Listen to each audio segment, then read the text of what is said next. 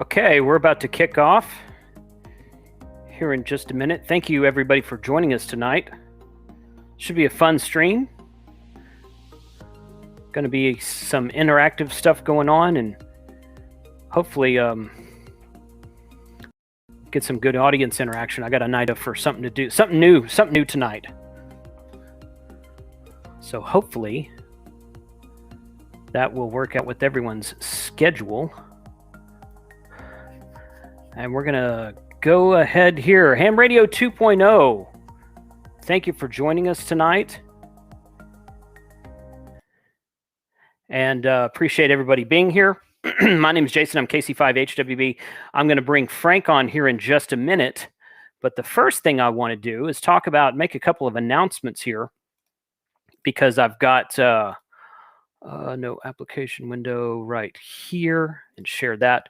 So I got a couple of things I want to share here, because it is going to be a couple of announcements about upcoming stuff that I'm doing. And that should be good right there. The first thing I want to say is that I will be breaking. Is that working? Yeah, that's working. I think that's working. Oh, no. There we go. I got the window right. Boy, we're on our way. I broke 70,000 subscribers just like 4 days ago, something like that. We are on our way to 73,000. So we're going to have to do something for 73,000, right? 73K, 73 ham radio. We got to do something for 73K. So I've already reached out to several vendors. I got some giveaways that I'm going to be doing. I'm going to be giving away some merchandise from my own website. Flex Radio is going to donate some t-shirts to give away. BioWinnow, I've got some BioWinnow stuff to give away. I've got some MFJ stuff coming. I'm not sure what they're sending me yet, but they're going to send me something. And I've got a couple other guys who said they would send me something. So over the course of the next couple of weeks, I'll be getting this stuff in. And then once I do that, I'll okay, here's the list of stuff we're going to be giving away. It's going to be a fun time. And we're going to do it on a live stream, probably about 2 weeks from now. Something like that. So looking forward to that. It should be a really fun time. And I hope all of you guys are signed up for the QSO Today virtual Ham Fest that's upcoming in about 2 weeks from now. Let's see, 2 weeks from now. 2 weeks from now. 2 weeks from yesterday, I think. 2 weeks from Friday, actually. They're going to kick off Friday night and do a thing. That's going to be our next Ham Radio Happy Hour. And it just happens to fall on the same Friday. And they've got a new thing inside of the Virtual Ham Expo this year that they're calling the Podcast Pavilion. I talked to Eric a little bit about that when I interviewed him 3-4 weeks ago. He's going to be coming back onto the show soon. We're going to get some more updated information about vendors and forums and presenters and whatnot. But they got a Podcast Pavilion that they're inviting video podcasters to come into and basically podcast inside of the expo. But then you can take that feed and spit it out to a live stream on YouTube or Facebook or wherever you want to. So our Ham Radio Happy Hour, which is that Friday, which would be the normal Friday that we're doing anyway, just happened to fall that day. We're going to do it inside the Podcast Pavilion, inside of the QSO Today Virtual Ham Expo. But then I'm going to spit it out to YouTube like I always do. So it's going to be kind of like a collaborative effort. Looking forward to that. Don't know what that's going to look like yet, but it's going to be fun to find out. And then I hope, I got to rewind that. Hope most of you have seen this already, this Last Man Standing. They're doing a kickoff of, and I'm just going to share this link. It's, I got to jump through a couple of hoops to share the audio in the stream. I'm going to put this link in the chat right now so you guys can go watch it. It's about a 3 or 4 minute video. Last Man Standing is doing a kickoff. This is the last season of the TV show, and they are inviting several YouTubers and podcasters to come on and operate as KA6LMS/something. And they're going to have people all over the world. All over the country. They're going to have a Canadian station or two. I think they talked to a guy in Mexico, so they're going to have like an X-ray echo station, I think it is, some kind of special event call sign and whatnot, and that's going to be coming up. I think it's 2 weekends after the Ham Expo, so it's like the last weekend in March. Actually, I think it starts on a Wednesday and goes through a Tuesday or something like that. So it goes for like a whole week long. But you can go out there and look at that. That's on this link I just shared in the chat. Go check that out. Bookmark that. Save it for later. Don't watch it right now because you're watching me right now. And then, but that's going to be fun because I'm going to be operating from home and as KSXLMS/something. And they even said, hey, if you guys want to live stream part of that, be great. I'm like, of course I'm going to live stream part of that. It'd be really fun. And then YouTubersHamFest.com. Those of you who might have heard that, we're going to be doing the YouTubers Hamfest again this year. It's going to be Memorial Day weekend. So the last weekend in May, we've got our first official meeting, just the YouTubers and I. We're going to all be meeting on this coming Tuesday and talk about, we've already talked in chat about plans. We kind of know what we're going to do. Going to be inviting some new guests on that we didn't have last time. Some guests that we did have last time are going to be coming back. Should have a really fun event, and we're going to have it. We're going to try to follow the sun because we're going to invite several YouTubers in the UK to join us, and of course they can start way earlier than we can because they're about 6 hours ahead of us, and we're going to just kind of follow the sun with the Hamfest. So it ought to be a really fun time. Looking forward to that, and hope you can join us for that. More information on that. I mean, that's like 4 months away, something like that. So be plenty of time to talk about that between now and then. YouTubersHamfest.com is the link. It was a fun show last year, and hope you guys can join us again this year. So there we go. Let's see. I think I'm going to bring Frank in real quick. Frank, what is going on? What is up? How are you? Frank. Exhausted, man. Yeah, what a day. I know it. What yeah, a day. So you live streamed for the first time today. First time. And like a terrible friend, I missed it. Oh, yeah, because that would have been fun to get in there and tease you. But so it made it better. You're right. Yeah, exactly. So tell everyone about your live stream real quick. What did you talk about? What did you learn? And what are you going to do next time? Prepare. Yeah. I don't take that. I wasn't prepared. Yeah. Yesterday, Saturday, I set up downstairs a table, a monitor, my Surface, my camera, all the hardware I needed for the stream. And then the stream was me troubleshooting. Do I have that picture? I don't have that picture up. That's okay. It's okay. Me troubleshooting my TYT 9800 with the interlacing mariachi band station. Oh, right. Okay. So I have it on camera. I have it actually doing that, and the hardest thing was how to get the receive side live.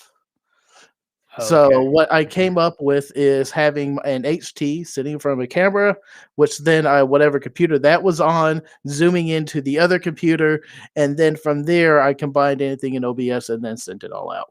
I had majority of that working Saturday and all the cameras set up Saturday, and I was testing some streams, and I just couldn't get a really solid connection, but it was decent. It was decent. I said, you know what? If it drops a couple times, who cares or whatever. It's my first stream.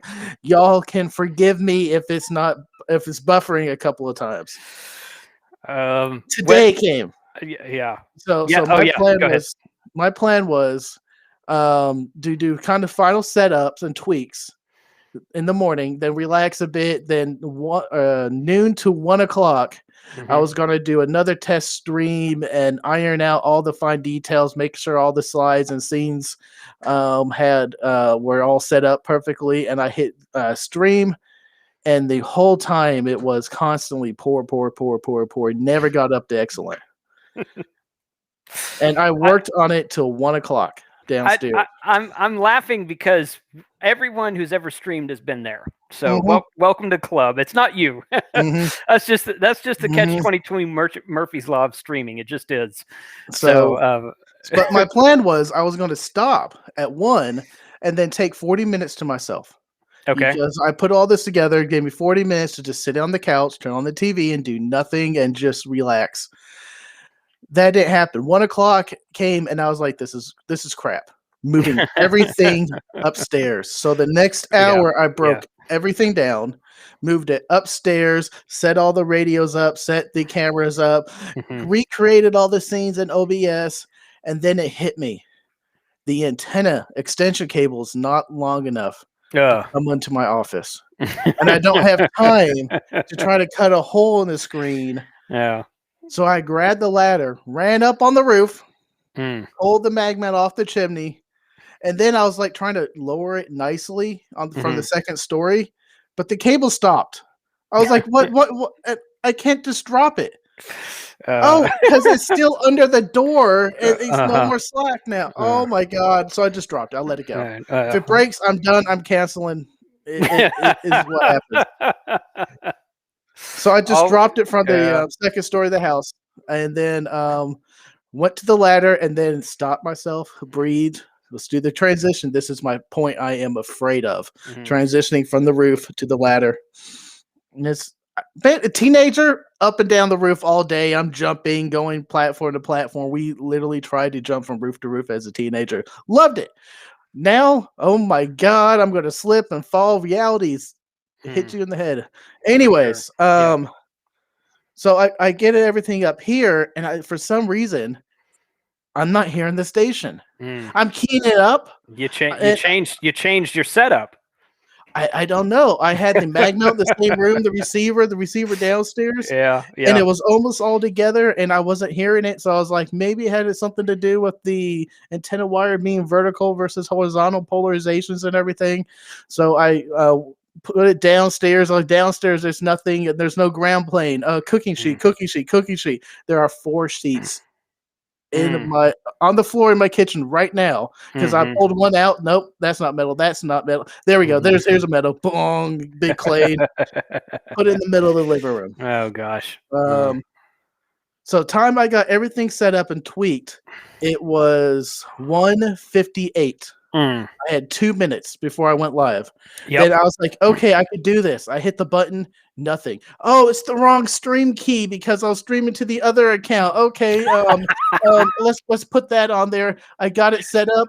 I hit connect. It popped up there. My clock hit 2. I hit go. There's no time for testing. We're off and running. Oh, yep. Boy. That's a longer explanation than I was expecting you to give, but that's a good explanation. That was a good explanation, though. Yeah. Jesus. I had everything set up. It was going to be this nice, relaxful day and moving into it. Nope. 1 o'clock came. I said, fuck it. Let's move everything upstairs, and everything changed. Now we got to break up the Bob jar because. Oh, I'm sorry. I apologize. My channel. All right, you guys start the tip jar for Frank. Oh boy, that's all right, man. Not a big deal. Sorry, I get motivated and into telling stories. Yeah, you do. But that was all the experience. The stream went great. We figured out it was the long 6 or 7 foot header extension cable that when I put the short one, I found the short one, searched for it. It took me 2 hours to find it Saturday. Finally found it. Put that on there. Worked beautifully. Yeah. So we did some testing on post stream, and it looks like the head is kind of loose and it's not connecting right, and somehow that's translating to grounding, and then it's creating its own antennas and its audio's mixing somewhere. Yeah. Well, we'll have to troubleshoot that further. So what are you drinking tonight? I am starting off with the Yellow Rose. I decided to do a Texas, and this was brand new Friday. Yes, that's all I'm going to say. Brand new Friday. Brand new Friday. We're going to get to that. Okay, so more to come on that later. Steve KO4 AFL, thank you for the super chat. There's the 223 Bob jar. So I'm so sorry, Steve, to make you do that. I apologize. That's all right. So I'm drinking a Balinese Imperial Smoked Porter from Galveston Island Brewing. It's got it's a smoky flavor to the porter. It's quite tasty. Nice, so, nice. Doing that. All right. So tonight we're going to talk about what happened in Texas this week. And you know what? Something I thought about when I was jotting down notes earlier. There were other states affected besides Texas. Yes. Oklahoma was affected, Tennessee. You guys up in the north don't count because this happens to you all the time. So that's a dig towards KM9G more than anybody. But it was a different scenario for me this time because of where I was located. And it was a different scenario for me this time because of what happened, because this doesn't happen a lot in Texas. So I'm going to give a really brief history of the last week. Thank you. Hey, there's okay, let me acknowledge a couple of super chats here. I got KC3PFT, Ed, thank you for the $5 super chat. Don Izzo, thanks for the super chat, buddy. Glad you're here tonight. You are now a new moderator on the channel, by the way. And Dennis, hey, bud. Good to have you tonight, Dennis. If you guys like audio podcasts about ham radio, open your audio podcast app, whatever app you use, doesn't matter. He's on all of them. And search for Hamdom Thoughts. Hamdom, Hamdom. Instead of random, it's Hamdom Thoughts. Dennis does a really good job on his audio podcasts. I've listened to most of his podcasts where he interviews other YouTubers and other podcasters. I listened to a couple of his prepping podcasts also. Those are really good. I haven't listened to everything, just haven't had time yet, but I'm working my way through them. So thanks for being here tonight, Dennis. Hamdom Thoughts is a really good podcast that's out there. So let me give you a brief history of what happened to me. And then Frank, I'll let you talk and tell you how it was up there in North Texas, where Frank and I, on a normal day, Frank and I live about 10 minutes from one another. So he was up there. I've been in Galveston since like February 3rd, whatever that first Tuesday. We drove it down on the first Tuesday of February, the 2nd or 3rd, whatever that date was. I've been in Galveston since then. We decided we want to come down here because we own this house, but it's a vacation rental type house that we rent out for short-term rentals. But January and February is usually dead. It'll start picking up around around spring break next month. But it's been a fun time down here, but it's also been a not fun time. So basically last Monday, which is tonight, a week ago, when I went to bed Sunday night, I woke up, I fell asleep on the couch. I was actually sleeping on the couch on purpose because I let the two dogs sleep in the bed with my wife because the room we usually put the dogs in was extra cold that night. It was like 30 to 32 degrees in Galveston that day. And when the sun went down, it got a little bit colder. And for Galveston, that's cold. Okay, it's not as cold as it was in North Texas, and it's not as cold as it was up north. So you guys up north, you're just going to have to forgive us for this, okay? But I went to bed, fell asleep, and I woke up somewhere around 2:30 in the morning. The power was off. Come to find out later, the power went off in like 80-90% of the island of Galveston lost power around 2 a.m. Central Time, Monday morning.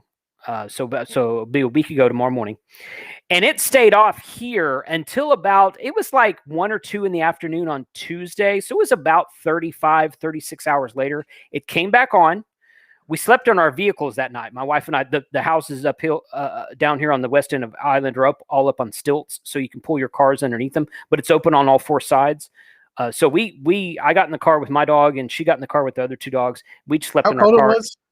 I missed that. That night it was that was Monday night. It was in was the like house? it got How cold it was in the house? in the house, I don't know, but outside temperature is about 21 that night. Okay. 21 degrees is the coldest I've ever seen it in Galveston. So we slept in our cars that night, went back into the house next day. It was still cold in the house. The power came back on around 1 or 2 in the afternoon, something like that. And it stayed on until about 4 or 5. So it stayed on like 4 hours or so. Then it went off again. And then that was like 4 or 5 in the afternoon on Tuesday. Didn't come back on until 12:45 a.m. Thursday night. So it was about another 31, 32 hours, something like that. It came back on 12:45. We were sleeping in our cars. I woke up and I looked over and the lights were on underneath the house downstairs. And I'm like, oh, the lights are on. So I get out of the truck. I go upstairs and I check. And I'm like, okay, I got this light on, this light on. The heater's running because it's like 38 degrees in the house at that point.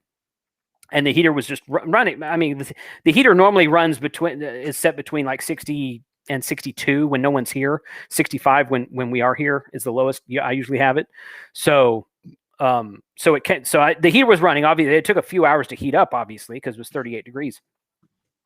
So I went downstairs, woke my wife up, and said, "Hey, let's go." I don't know if it's going to go off again, but even if it stays on just for a few hours, we can go upstairs and kind of sit in the house. So we did that, and we were up for a couple of hours. And we finally went to bed, and it was still in the like high 50s. And then, but we got up the next morning. It was nice and comfortable in the house, and it stayed on pretty much all day. My wife was on a work call that afternoon, and it blipped like 2 or 3 times in a row. Like it would kind of chirp, and it would knock the alarm clocks out, and would knock the computer out. and then it stayed on for like a minute, then it went off, then it came back on for a minute. And it stayed off for a minute, then it came back on, and it was fine for a little bit. And then it did that again, and then it did that a third time, all in the course of like a 20-minute time frame. It kind of blipped and went off for 1 minute and then came back on. And since then, and that was like Thursday afternoon sometime, today's Sunday. Since then, it's been fine. It's been no problems. We were under a boil water notice, like a lot of the state was, which basically means a lot of the water pipe, they turned off the water to the residential homes because they had a lot of water pipes freeze and break, since all the houses are not on the ground, they're up on stilts. So you got all these exposed pipes up here because it never gets that cold down here. So you got a bunch of water pipes that broke when they had the water on. All this water poured out of the reservoir, so they shut the water off to conserve water, and they left the water off for like 3 days, and then finally they started turning it back on slowly, but the pressure was really low, and they're like, okay, we got to find these leaks and these leaks and these leaks. I think they handled the water thing pretty well overall. It's just kind of what it does. Kelly Younger, MRD brought it to Texas. That's exactly right. None of this crap happened before Kay and MRD and Mike moved from Michigan to Texas. You guys just remember that. So had breakfast. He's been quiet. Yeah, I thought he would have done something. But he was on Kyle's trivia night Friday night. So we talked to him. We got to razz him about that there. So anyway, so it's been pretty solid then. The water came back up to pressure sometime yesterday morning, midday. I don't remember exactly when. But they were under a boil water notice saying, okay, if you're going to drink the water, boil it first. It's okay to shower. It's okay to wash stuff. Well, kind of, they said even to brush your teeth, boil the water first. So we were boiling water in a teapot and putting it in the dog's water dish. We were boiling water to drink. I went and bought a case of bottled water at some point this week, so we had plenty of water. It wasn't a problem. But the point, and I have some ideas about what I will do next time. But most of my ideas are around the fact that I wasn't at home. So even if my home was prepared for solar backup and generator backup, which I am a little bit. I want to upgrade that, but I am a little bit. And I'm going to talk about that here in a minute. I wouldn't have had any of that here in the Galveston. I'm not going to spend thousands of dollars to prepare my Galveston home that I don't live in for the small chance that this might happen again when I'm actually here.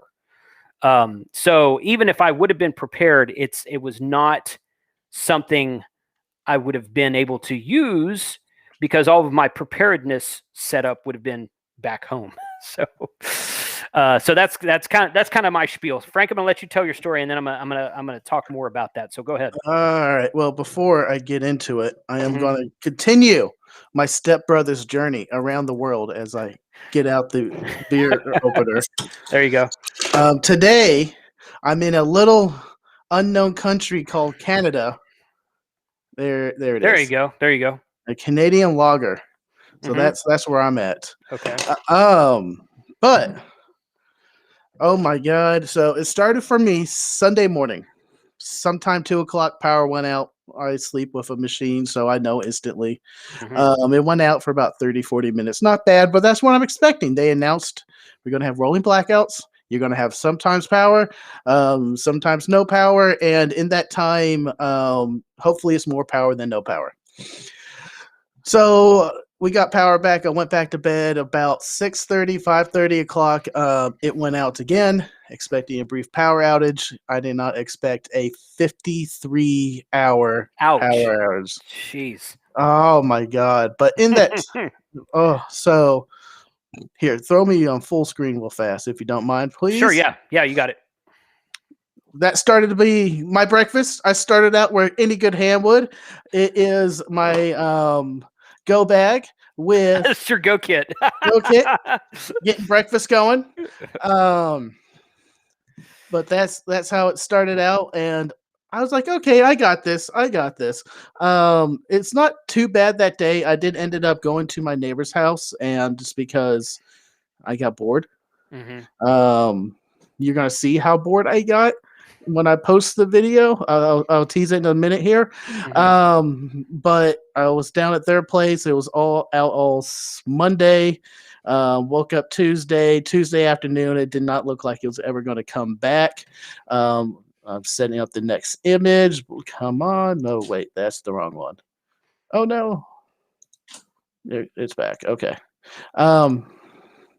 Man, it'd be nice to have a Frank for me behind the scenes. All right, next image. Came back to my house Tuesday. 39 degrees inside. Inside the house. Wow. And that was the morning. It was like 9 up here outside. Oh my God. It was bad. So at that point, it didn't get quite that cold here. It didn't get into single digits here. So I called my mom and I was like, how are y'all doing? You know, everyone's getting in touch with the family and whatnot. And they said, well, we still have power. When we were doing the rolling blackouts, it was 3 hours on, 30 minutes off. So that's not too bad. So that's what I was kind of expecting, you know, from our area, because they said rolling blackouts. I said, okay, I'll give it to this afternoon. And if it doesn't approve, I'll drive down there. And I ended up going down to my parents' place, turned off the water, which I thought we turned off the water. And what can I do here? Transform. When I came back to the house, because I turned off the water from the water main from the city. Yeah. Okay. Like any responsible person would do. Sure. But when I came back, we turned off the water. No water was running upstairs. When we went downstairs, there was some drippage coming out of the faucet. So I was like, oh, that's the pressure, water up here running down. And eventually it'll stop. No. I came back. That's good. You don't have to throw it full screen. No, it is. That sink overflowed because that sink froze. The drain froze. Yeah. It still dripped, but the drain froze, so it overflowed and it went all the way down. It soaked my carpets, and thankfully it's not too bad. It was only a 1.5 feet around that sink. So I called and did a complaint about it, but I'm back now. The water's back on. No breakages anywhere. No water leaks anywhere. Good. But man, oh man, 53 hours without power. That's crazy. So something else that I noticed. Okay, now I have AT&T on my phone right here, and we've had this house in Galveston for about 4 years. I think it'll be. I don't remember if it'll be 5. January was either 4 or 5. I think January is 4 years, so a little bit over 4 years. And I've had AT&T for more than a decade, and I've never had a trouble with AT&T down here on the island, anywhere on the island, down farther west towards Jamaica Beach, towards Freeport. Never had any problem. You know, sometimes it'll drop out here and there, but it does that at home. The phone service to AT&T was gone this week. It was gone. No data. Could not make phone calls. I would send a text message to my wife, and she might get it a minute later, and she might get it an hour later. And she would go and get in the car and drive around town. She has AT&T also. She would get in the car and drive around town, and sometimes she would go into town and be able to get a signal and make a phone call, and sometimes she would not. She couldn't even check her work email. The AT&T service was dead. Okay, so I don't know if AT&T had an outage of their own or if their cell towers were part of the power outage maybe. Now, on the other side, I have a Verizon SIM card in my RFinder tablet, and I left it in the other room. And the data on Verizon was working without a hitch. I would set when I was sleeping in my truck at night. I would set up the tablet and I would turn on the local South Houston, Galveston news, and I would watch the news about what was going on. And that Verizon connection didn't miss a hit as far as data goes, but I tried to make a phone call on that, wasn't happening. So the phone lines were completely dead in Galveston. The cell phone, the cellular wireless phone lines were completely dead in Galveston for like 3 or 4 days. And I likened that to two things. Number one, there was probably some power outages that hit that stuff pretty hard. And number two, there's probably a lot of people making phone calls because there's people calling into the area. There's people calling out of the area, and the network was just saturated. So I wanted to make a point there because the Smoking Egg put up a video about a week or so ago, and he was talking about power supplies. And some Yahoo, I don't remember the guy's name, some Yahoo came along his channel and he said, "Hey, get rid of all this junk and just get a cell phone." And I'm like, I got to reply to that. And I wanted to reply. My first reply, I didn't put up there. I was like, okay, I got to be a responsible YouTuber and reply with no. I was kind of a grown up about it, so which is unusual for me. But I was like, look, I personally experienced this week a complete outage in cell phone service from AT&T and from Verizon. Verizon data worked, but I couldn't make a phone call. Okay. And it was out for like 4 days. Guess what was working in town? Simplex radio on 2 meters and the repeaters. None of the repeaters that I can hit down here on the island on a normal day were offline. They were either on battery backup or the power wasn't out everywhere on the island. It was out most places, but not everywhere. So I was able to key repeaters all week, whether they were on backup power. Now I'm not talking about internet connected repeaters. I'm just talking about repeaters. So I was able to use my HT and talk to people and make radio communications all week. So all of you who think that cell phones are going to save you during these outages, no, because the Galveston outage wasn't even as bad as some other places in the state and some other places in the country. So cell phone service was dead on the island for from Monday through Wednesday, late Wednesday night for 3 days solid. So do not rely. I'm not telling you to get rid of your cell phone. That's not what I'm talking about. Okay. I'm saying don't have this as your only means of communication, because that failed. 2 networks that failed this week for 3 days while all the power was down on the island. A point on that though, just let's take amateur radio out of it. Yep. Have the ability to make a phone call on a soft phone. I mean soft phone as voice over IP. Google Hangouts Google has the Google phone numbers that you can sign up for, it simply integrates to Google Hangouts. Yeah. And you get your own phone number, and it acts like a own phone number. Yeah. So when the cell phone grid is down, you can still make a call over that. Yes, and I did that. I've had a Google Voice number for 12 or 15 years, and I did that, and it did work after you tried it 3 or 4 times. So it wasn't. You still have to connect to a phone line at some point in time. The VoIP makes a call through your data connection, and somewhere down the line, it still has to connect into a phone line because the person answering you on the other side is probably on a regular phone, a regular cell phone. Well, I was just trying to get out the affected area. If the person you're trying to contact isn't in the affected area, this will work great. Yes. No, I wouldn't say it worked great. Okay, I wouldn't say it wored great, but it did work. It did work. That worked when my regular phone service would not work. Okay, so yes, there's some merit to that. That's worth mentioning. That is true. But even that was not.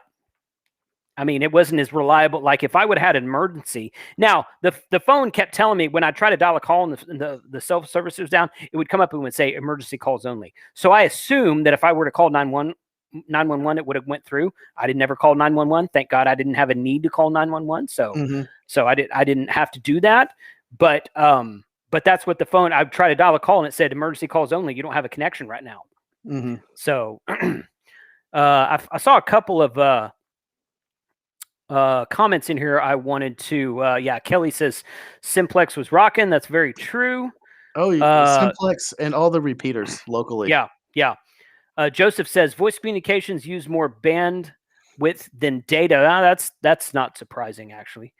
Ham radio plan B. Well, for me, ham radio is plan A because I have one phone and 6 radios with me most days. So, but that's me. I'm a little bit crazy that way. So, but firefighter, it's the data center for the cellular network where the phone system ties. Yeah. Sat phones are still a thing. Don says, "Hey, ham radio crash course is in the house." Josh, I saw you in there earlier. Thanks for joining us tonight. In Marsat, is one SST provider offers rollover minutes in Marsa. I'm not familiar with that. I'll have to look that up later. So, yeah, APRS texting.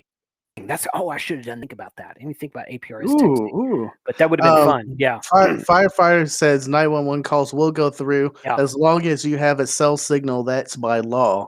Right. As long as you're connected to a cell tower, it doesn't matter whose cell tower. You make 911 call, it will go through. Right. So, something I meant to mention up front while we're talking about all this stuff. Hey, guys, we got 300 people watching this on YouTube right now. Thank you very much for being here. That's a great number. That's a great number for a stream for my show. I'm going to do something a little bit different tonight. It's about 7:35. We're going to end this thing in about a half hour. Sometimes I get people asking me, "Hey, are you going to do a Discord after chat the way Josh does?" And I'm like, "No, I don't think I want to do that." That's Josh kind of spearheaded that, and I have a Discord server, hamradio2.com/Discord. You can join us. We were talking in Discord quite a bit this week about all the people affected around the state. I don't think I'm going to do that. What I am going to do, I just thought about this a couple hours before the stream. When we shut off this stream, I'm going to keep this Restream software going. I'm going to spin up my Twitch account, which I've got. We're actually streaming to Twitch right now. If you go to twitch.tv, I think it is twitch.tv or twitch.com, whatever it is. I'll tell you what it is right now. /KC5HWB. It's twitch.tv /KC5HWB. That's where we're streaming right now. I don't have that one loaded. Sorry. That's fine. It's fine. So when I finish the YouTube stream, I'm going to shut down the stream. I'm going to start up another stream, and I'm going to invite you guys. If you guys have something that you want to talk about, specifically how this affected you this week, I invite you to come on and tell us about it. If you just want to come on and say hi, please don't join because I have a limited space with the software I'm using. But if you have something you want to come on and talk about with us, with how the outages and how the storms and how everything affected you personally this week, or how it affected your family, affected someone close to you, that's cool. I can get 3, 4, 5, 6 people on at the same time. So I invite you to come on to that here, and I'll give everybody the link here in just a little bit when we end this thing. So moving into what my plan is for two things. Number one, that I wish I would have had here in the house with me. Okay, there's not a lot of cold weather. We've got a few extra blankets here, but quite frankly, you don't really need them most of the time because it doesn't get that cold down here. Like there's times during the winter where we've been down here, like at Christmas and Thanksgiving, where it's been like in the mid to high, low to mid 30s, and back home where it's been 65, 70 degrees here on the island. So so there's blankets here, but there's not a plethora of them. If you've ever seen Three Amigos. So I think what I'm going to do, okay, one of the things I've already started building a new everyday carry pack, and I've been putting together this pack over the last month or so. Got a brand new 511 backpack. Going to be doing a video on that. So I think one of the things in my EDC pack I'm going to add is a space blanket. If you guys don't know what a space blanket is, go Google it, or just look it up on Amazon. Space blanket, very small, compact, folds up really easily, very warm, great to have in an emergency. The other thing that we have a ton of at home, and we didn't have anything here at all. Okay, when the power was out and the sun went down, they said to open up all your blinds and windows during the day to let the sun in. It warms the house up, and it does. It warms the house up, not to where you want it to be, but warmer than it would be with all the blinds closed. Something else we didn't even think about having down here: candles. We didn't have any candles in the house at all. And I'm like, well, heck, we should go buy 4, 5, 6 just regular unscented plain Jane candles and stick them in the closet so that next time if the power goes out, light a candle. Put one in this room, put one in that room. We've got a bunch of those at home. We don't have any down here. We're like, man, we don't have any light down. I had some flashlights, so we had light. You have a rental house. You don't really want random people lighting candles. Well, but we have 3 landlord closets in the house that we keep our private stuff. So I would just buy a pack of candles and put them in one of our landlord closets. I wouldn't share them with people. Okay, people need to bring their own candles if they're going to be down here. But for us, I'm like, I can't believe we don't have any candles. We got plenty of candles at home. My wife likes scented candles, and those are fine. But just something with light after the sun goes down, because it was dark. I had a couple of flashlights, like I said, but rather than burning the batteries on my flashlight, I'm like, dude, a candle will burn for days. Candle will burn for days on a little flame, and it produces plenty of light where you can see around the room at least. So put some candles in your house. go buy a pack of candles and put them in your house and keep them for. I just read that, Adam. Do you even know what a plethora is? I'm glad somebody got that. It was awesome. So, hey. So anyway, so that was two things. I was like, okay, I want a space blanket to put in my EDC that I have with me all the time, and I'm going to buy some candles and leave them down here at the house so that if, because you never know, the power might just at random go out sometime. And I'm like, that's something that you think that, well, let's just light some candles, that you don't think about if you're in a place that you don't normally live and don't have all the stuff that you have at home. So anyway. So that what is, Frank, is there anything in there that you thought that you might want to stock up on, or something that you thought I didn't think I needed this, but I kind of missed it during these last few days? Is there something like that? Yes. Okay. Power. What's that? Well, okay. So I'm going to get to that. I'm going to get to power in a minute, but besides other than that, no, not really. I have tons of food, dry food, cold food. I have lots of meat in the fridge. Yeah. I have the Go box that I can cook if I don't have power. I have electric stove. That's why I got the camping stove. Yeah. My brother called me. He's like, "You're the most prepared, but you gave up in a day." And my answer to that is, I wanted to sleep. You can't blame a man for wanting to sleep. Yeah. See that, you know what? And I thought about you, man, because I was telling Emily, I'm like, man, what about these people with like oxygen tanks that have like breathing problems, and people with CPAP machines? I thought, man, Frank's got to have, because I was telling her about our trip that we're planning with Adam to go to Soda sometime this summer, and you were asking, you're like, talk to you about that. I've seen that. Yeah. Okay. You're like, is there power up there? I'm like, no, man, we're in the woods. We're going to be on top of a mountain. Ain't no power up there. So, but I thought about that. And I was like, man, that's gotta suck if you have to have or if you're supposed to have, I don't know how detrimental your specific case is. You don't have to tell, I'm not asking, but if you're used to sleeping with a CPAP machine, whether it's over 20 years. So if I don't have it, I don't sleep. See, that's the thing, man. That's gotta suck. So, okay. So you talked about power, and I've got a couple of things. My wife and I have been looking at solar panels for our house for a long time. Not just for backup system, but for, hey, let's pour a bunch of solar panel into the grid and make our electric bill $40 a month. That type of thing also. So there's a bunch of, we're not going to get real deep into that, because that's like a whole episode, and I've actually got a couple of ideas for new episodes on that upcoming. I've got a couple of guys I know who have spoke at the Tapper Digital Communications Conference about solar, and I've reached out to them. I said, hey, what about come on to the show, and on one Sunday night we'll talk about practical solar setup. But so talk about your ideas about power. I've got my own ideas, but I want to hear yours first about what are you thinking for next time? I went in a long conversation with a couple of guys, battery versus generator.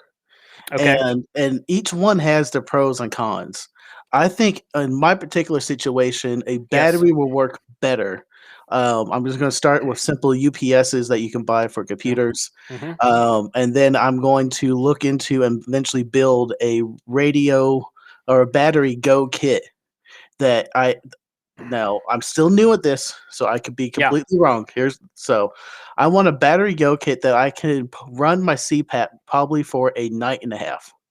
Combine that with a foldable solar panel that can charge the whole system throughout the day. So I could probably get that night back and then still play radio on it while the solar is deployed. So let's talk about that offline, because I want to know how many amps that CPAP pulls. Yes, so that's the math I need to understand. That's the math we need to do, as it happens. Okay, this was not. I'd like to tell you that I'm psychic and I had a premonition, but that would be a lie. I reached out about 2 weeks ago. I reached out to Kevin at BioInno, and I said, "Hey, dude, I've got these BioInno batteries. There's one right here. They're these ones with the prongs on them. They don't have the actual connectors on the top. They're these guys right here. Okay, yeah, same one. We picked these up at Orlando Hamcation last year. Okay, and I said, hey, I've got this battery. I want to know what sort of charge controller you recommend for it. What kind of not only charge controller, but like a couple of other accessories for it.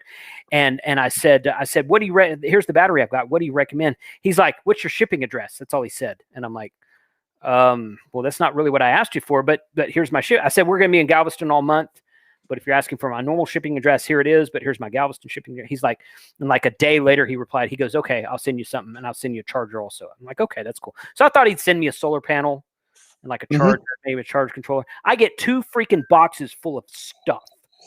I get like 4 or 5 solar panels, 2 different charge controllers, 4 different batteries, a bunch of cables and connectors, a bunch of power poles with bare ends on one side, power poles with plugs for the charge for the battery charger on the other side, all kinds of stuff. That's part of what we're going to be giving away at our 73,000 live stream in a couple weeks. Okay. Great dude, BioInno, top-notch stuff. So when our power was out, guess what I did? I went outside and I set up the solar panels and the batteries, and that's how we charged our phones during the day. You know, I can't count how many people I was driving around the neighborhood were sitting in their cars just charging their phones. Yeah. And a new interesting problem I heard on the news is people are running out of gas in their driveways because they're charging their phones. I know it. Yeah. How much waste is that of gas just to charge a phone? I had my solution to that worked pretty well. I had a battery recharger that had a solar thing built into it, so I could set that outside all day, and at night it recharged my phone. Perfect. Yeah. So it as long as I have sun, I have a phone that will be charged. Right. See. Okay. So I've got this big. I also got one of his. Like, for lack of a better term, it's like a portable UPS. It's got 2 110-volt AC plugs on the side of it, and it's got 3 USBs in the back, and it's got 3 power ports in the back, and it came with an adapter where you could plug into one of the power ports and get a cigarette lighter adapter, so you can do all this stuff, and it's very lightweight. So I'll be recording a video on that soon. No, and like you said, power poles. I'm falling in love with this little plug. Oh yeah. I am going to buy crimpsers and learn how to do that. Yeah, so we're gonna be doing some stuff on that upcoming on the show, just because that's something I want to do. We're gonna be using the heck out of that stuff at our soda trips that we're gonna do this summer. Adam says you don't need to run your engine to charge your phone. If you have a Ford, that is correct. If you have a Toyota, that is not correct, because a lot of times Honda has to be on for that. Yeah, a lot of the Japanese cars, the power port inside the car turns off when you turn the key off. That's just a product of bad wiring, in my opinion. Fords don't do that. My power port's always worked in all the trucks that I've owned. Anyway, so we're going to be talking about that. So here's my idea about power. So I've been looking at solar panels for a while. There's basically 2 ways to set up solar panels at your home. You can set up a bunch of solar panels that just push power into the grid, that brings your electric bill way down, that feeds power back into the grid. And this is very high level. Okay. I'm not getting detailed here. Pushes power back into the grid so that your electric bill is $20 or $30 a month when you're in the middle of summer running your AC 20 hours a day, as you do in Texas. But if your grid goes down, you're dead. You're dead in the water. There's no backup. There's no nothing. And some people subscribe to that thing because they're like, well, but we're just doing it we're not trying to be off grid. We're just trying to be efficient with power and pay a small electric bill. Nothing wrong with that. I'm like, dude, that's a great freaking idea. Okay. But if you add a battery bank to that setup, it usually about doubles, maybe 2.5 times, it multiplies your cost by 2.5 times, 2 to 2.5 times, something like that. Because batteries are expensive. Batteries require lithium. Right. LiFePO 4 batteries, which is this day and age is what you would want. You can do lead acid. You can do AGM. I wouldn't do AGM at home. AGM batteries are okay. But again, we're not going to get into deep dive into different batteries here. That probably would be a really good topic for another show. But the LiFePO 4 batteries are the best batteries right now for the types of things that we're talking about. But those are expensive. They require maintenance. They last a certain number of years, 5 or 10 years, something like that. LiFePO 4 batteries actually last a long, long time. And But it's at some point in time you're going to have to replace them. You have to maintain them. You have to make sure they're charged, they're stored in the correct environment, up off the ground, all this kind of good stuff. So that's something I'm looking at. But you said something about Frank about batteries or generator. I think I want to do both. Now, here's what I'm thinking right now. Let me clear my throat. There's pros and cons to both of them. For my brother, when we were talking, a generator makes more sense, since I want to take it out and use it in a more portable and go into parks for radios and other things. Right. Batteries made sense for me. Yeah. So here's the thing. Okay. Also something else I should mention. Our house right here that I'm sitting in Galveston, the heater is electric. The stove is electric. All the appliances are electric. Everything's electric. There's no gas in this house. There's no natural gas in this house at all. There's no propane tank. You're not going to get a propane tank in a hurricane-ridden area. It's just not going to happen. But there's no natural gas down here either. Probably for the same reason. So everything's electric. So I can't run natural gas or anything like that. So and electricity is more expensive than natural gas for running your heater. At home, I have natural gas for my heater. My water heater's natural gas. Our stove and oven and a couple other appliances are natural gas. So it's easy to run. So I could even run the heat. So if the power goes down, I could even run the heater. The problem is that the blower motor that circulates the air through the house is electric. Yep. And this is something majority of them, all of them. Right. So this is something I have to check on when I get home. I am pretty sure that my blower motor is 110 volts. Now, some people, I said this, we were talking about it in Discord the other day, and some people were like, no, those are 220. No, the compressor's 220, and the furnace is probably 220. Or, well, the air conditioner is 220. The furnace actually runs on gas, or at least in my house it does. The compressor, the AC compressor outside, that's 220. But I'm pretty sure, now I gotta double check this. I'm pretty sure my blower motor is 110 volt AC. And the reason I think this is because I learned this the hard way years ago. I called an electrician one time because my air conditioner was coming, the compressor was coming on, but it wasn't circulating cold air in the house. And I'm like, what is going on? This was 10 or 15 years ago. And I called electrician or an AC guy to come out, and he came out and he's like, well, your breaker for your blower motors. And it was a 110. And I'm like, well, it's 110, but the compressor is 220. He goes, well, yeah, but your blower motor is 110. So you need both of these breakers on. So of course I felt like an idiot. I was an idiot.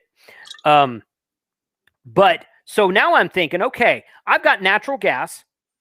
There's a lot of generators these days that you can either buy with natural gas or you can convert to natural gas.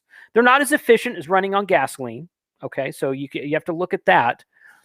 But if I took a generator that was natural had the ability to run on natural gas and plumbed it into my house, I have a plumber come out and say I want, or a gas plumber come out and say I want natural gas port into this generator with a cutoff valve that I can turn it off and take the generator and take it with me if I want to, not a permanent install, and plug the generator into the natural gas of my home, kicked it on, and they had an electrician come out and said I want my AC blower motor on this electric circuit.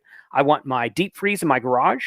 I want my refrigerator in my kitchen, and I want like one room worth of lights. The front porch light, the back porch light, and this one room worth of lights, and that's it. Nothing else. I just want all this stuff on this one, the switchable circuits where I can switch it back and forth between the main breaker box and the new breaker box I put on the generator. Then I kick the generator on, and I can run it on gasoline if I want to, or I can plumb it in the natural gas and switch it. And then my heater is already running on natural gas. And now I'm running the blower motor through electricity in the generator, but the generator's powered through natural gas. And now I've got a heater to heat the whole house. Mm-hmm. And we're not talking about running for a whole month here, okay? We're talking about running for like a couple of days while the power grid's down. The only thing would be on that is you have the electrician wire that up. He will probably also help you with a cutoff switch, so that you don't re-energize the entire grid. Right. And that is a huge issue. If you do hook up your generator to your house, make sure you throw the switch from your house and turn it off the grid, because you will end up energizing the lines. Yes, no, which will then also harm your motor, your generator. Right. I wouldn't do that myself. I'm not an electrician. I would pay someone to do that. I'd say, okay, here, I want to do this correctly. I don't want to cause a freaking fire, and I don't want to cause any, any type of problems like that. So that's something you would want to pay for, unless you are an electrician, I guess. We have about 6 minutes left. That's fine. We don't have to end right at 8 o'clock. Okay. Yeah, we might go a little bit, a few minutes over, but that's. Yeah, and Don says that switch can be automatic. Yes, it can. That switch can be automatic. It could be a fail. I could do a failover switch from the main breaker box to the generator, and I could do a failover switch on the generator between gasoline and natural gas as well. So there's options there. I can do it however I want to. So right now, that's what I'm thinking about. Okay, I have a generator now. Okay, and I have a home with natural gas now. So it's really just a matter of plugging everything. Now, the generator I have is only gasoline, but they make conversions kits for it that are not very expensive at all, that look really easy to do. I have 2 generators right now.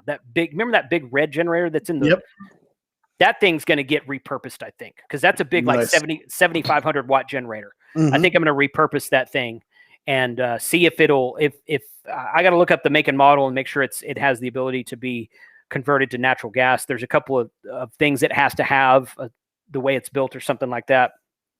It's something I'm going to look at. Probably going to go to the deer lease next couple weekends from now, do some hog hunting down there. We need to go do our video that we talked about, right? Okay, so yeah. our secret video.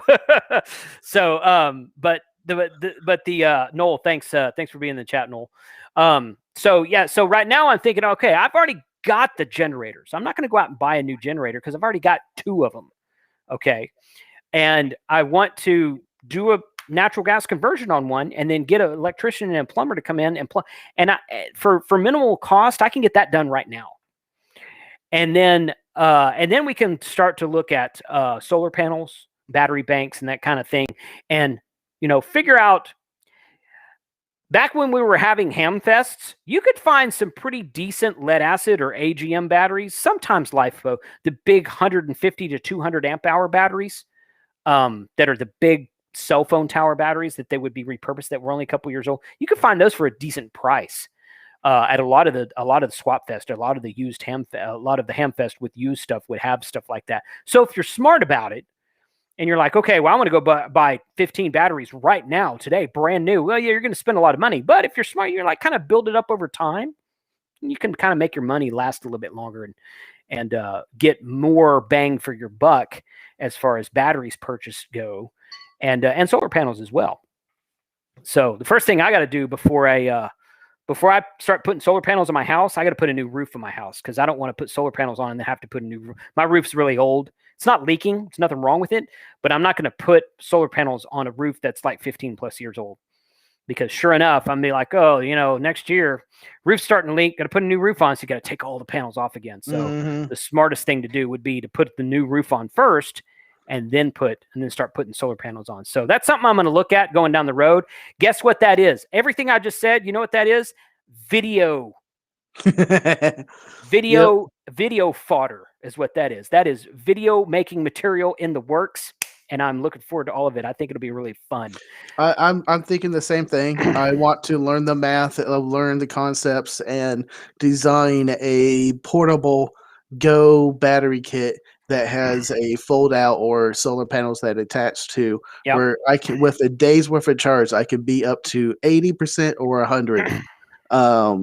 So I can run radios during the day, continuously charging the batteries, and then also run my CPAP machine throughout the night. I say throughout the night, I'm shooting about 8 hours.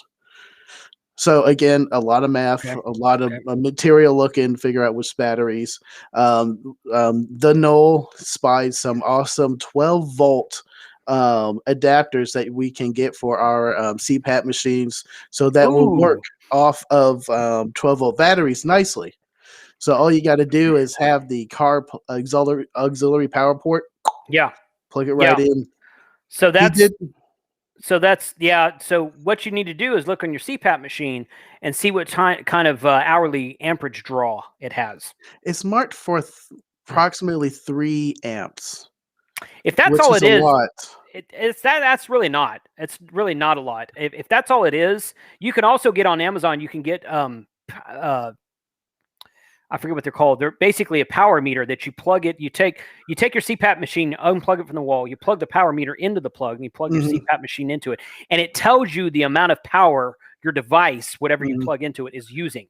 So you I'm let thinking that run about for a day or two. get the car adapter, plug it into another car adapter with the power poles, plug it into a power meter. And someone suggested this in Discord. I forgot who you were. I'm sorry. But one of the Discord guys said some of those power pole meters have a hourly amp rating, so let it run for an hour and it'll see what the continuous draw is. Then from there, extrapolate, do your math, and then you can see how much power you need. So that's a great suggestion. I will be doing that. You should totally do that because of two reasons. Number one, so you can go to SOTA with us. And number two, just to, in case for something like what we're talking about here, it would be nice to have something like that. Because that bioinno you've got will probably run your CPAP. I don't know if it'll run it all night long, but it'll run it for there's a lot of variables. Yeah, there's a lot of variables. Yeah, that's true. Yes. That's true. So the best thing to do is to do daily the actual test, and then you can extrapolate the math from there. Correct. Yeah, totally. Cool. This is a great discussion. I love this. I really like off-grid power talks like this. I like yeah, that's fine. Let me make sure I got through all my notes.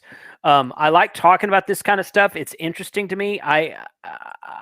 I'm a great person for making plans and then not executing them. It's like I've had radios installed in my truck for like 6 months that don't have any power or antennas hooked to them. Should we name a certain antenna? Yeah, the DX Commander. That's a good point. That's a good point. All right, so William Moran, first time on your stream. Keep up the good work. See you on Twitch 73 from KI5 HHW. William Moran, thank you very much for the super chat. Appreciate you being out there. So here's what we're going to do, guys. I'm going to stop this stream, and I'm going to start a new stream, and it'll be live on twitch.tv/KC5HWB. Okay, so open up a new browser tab. Go there real quick. When I start that stream on Twitch, I will share a link for you to join this Restream studio, this live studio that Frank and I are in right now. And if you have something you want to talk about specific to this subject, I invite you to join. If you just want to say hi, just say hi in the chat. If you don't mind, please. Because I do have a limited number of people I can let in at one time. But I'd like to hear your opinion. I'd like to hear what you think, what you went through this last week. And if we said something tonight that you want to expand on, or if you're like, man, you guys didn't talk about this piece at all. Okay, maybe we missed something. I mean, yeah, we didn't talk about windmills at all. So you can get some windmills, small home windmill generators that can feed charging back into your charge controller, just like a solar charge controller that'll power your batteries as well.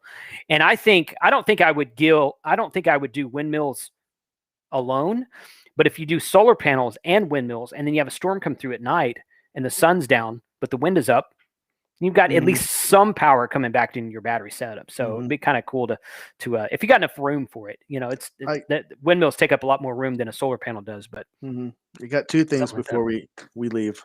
Okay, go ahead. All right. First, a couple of the Dons in the Don Army said, and also I think it was firefighter. Yeah. Please, for the love of God, if you're running your car and trying to charge your phone, do not do it inside the garage. I said it. I did see it. So I just want to make that point. Everyone in the chat was screaming it. I read it. Okay. We're covering it now. We're done with that. Don't do it because that's stupid. Second thing. Yeah, let me say something about that. I was surprised by the number of people I heard. There were like 130, I think it was 130 is the last number I heard, carbon monoxide poisoning cases this week between Houston and Galveston. And some of them were just sitting outside. Right. It's just they ran the car so long and the air was so stagnant around them. There was no breeze to move it along. Well, see, we did that. We ran our cars, but we were outside. Well, even when some of them there were were outside also. there were people running them in the garage, even with the garage door up. That's still not smart. And then people running stoves inside their homes. Don't do that. Okay, don't do that. Don't. I don't want to speak ill about anybody. I'm not trying to be mean, but common sense, people. I mean, you got to stay warm, but you also need air to breathe. Mm-hmm. So, that's a thing. Mm-hmm. So, yeah, please be safe about that sort of thing. Okay. I said that we slept in our cars that night. Again, our house is up on stilts. It's open on all four sides. I can see the ocean there. There's a street behind us. There's houses on either side. There's nothing enclosed. So we were on there running our cars, and it was no big deal and there was wind, and it was breezy 2 of those nights. There was like a nice, really breeze coming off the ocean that was just cooling it down even farther than it already was. So yeah, don't be smart about it. Frank, you got something else? Something else. I am going to post this probably after the stream. I just need to iron out some details. My next video, this is a short. Full screen me, por favor. There you go. The next short, the Great Texas Snow Apocalypse. What I experienced probably Tuesday or Wednesday. The video's done. The video's uploaded. I just have to go through and get all the description and all the other finer details done. But that will be coming up, and next Monday is going to be the Winter Field Day video. I know I'm a little late, but hey, that's my release schedule. That's cool. Yeah. Deal with it. That's not a problem. Not a problem. I was a week later than like Jason from Ham Radio TV and Mike K at MRD. They put theirs up about a week before I put mine up, so that's no big deal. I'm looking forward to seeing it. Okay, so I will also announce what next beer I'm drinking in the Twitch stream. Okay, so follow us over there. We'll see you in the Twitch stream. I'm gonna turn you off for a second, Frank. So thank you for joining us tonight, Ham Radio 2.0. If you have something that you would like to share, please do join us on Twitch. I just shared the link in the chat. I'm going to put it in there again right now. Boom. I'm going to end this stream. I'm going to restart the stream over there, and I'll put a link to join this Restream studio software that we're using right now. You can join us. We can talk to you about what you experienced this week, what you thought, what you learned, what you're going to plan for next time, and we'll go from there. So 73 to everybody. Thank you for joining. And tomorrow night's Monday Night Ham Radio. We got a really cool lineup for everybody tonight. Our next episode of the YouTubers Bunch, where we talk about all the new FCC stuff that's coming down, the $35 fee, and that statement they made a while back about don't use your radios for something illegal. Shocking. We're going to talk about that tomorrow night on the YouTubers Bunch. Pre-recorded stream, but it's going to post tomorrow. 73, thanks for everyone. I hope to see you in a minute on Twitch.